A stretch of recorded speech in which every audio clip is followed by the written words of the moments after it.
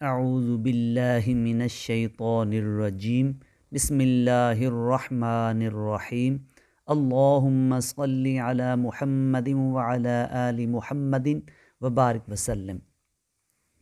حضرت مہدی علیہ الرضوان کے بارے میں حضرت صلی اللہ علیہ وآلہ وسلم نے جو کچھ فرمایا ہے اور جس پر اہل حق کا اتفاق ہے، اس کا خلاصہ یہ ہے کہ وہ حضرت فاطمۃ الزہراء رضی اللہ تعالی عنہا کی نسل سے ہوں گے اور نجیب الطرفین سید ہوں گے۔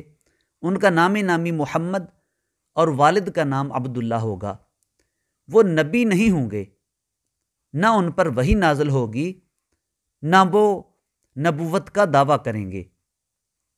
ان کی کفار سے خون ریز جنگیں ہوں گی۔ ان کے زمانے میں کان دجال کا خروج ہوگا اور وہ لشکر دجال کے محاصرے میں گر جائیں گے۔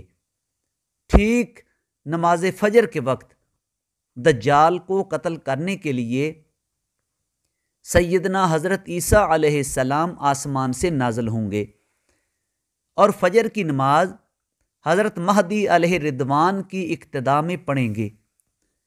نماز کے بعد دجال کا رخ کریں گے، وہ لعین باغ کھڑا ہوگا۔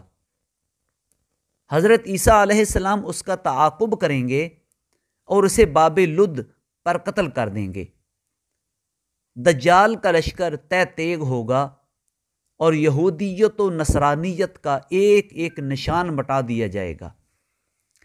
حضرت عبداللہ بن مسعود رضی اللہ تعالی عنہ سے روایت ہے کہ رسول اللہ صلی اللہ علیہ وآلہ وسلم نے فرمایا، دنیا اس وقت تک ختم نہ ہوگی یہاں تک کہ میرے اہل بیت یعنی میری اولاد میں سے ایک شخص عرب کا بادشاہ ہو جائے جس کا نام میرے نام کے مطابق ہوگا، یعنی محمد۔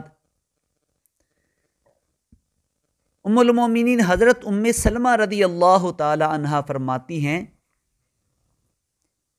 کہ میں نے رسول اللہ صلی اللہ علیہ وآلہ وسلم کو فرماتے سنا کہ مہدی میری نسل یعنی فاطمہ کی اولاد سے ہوگا۔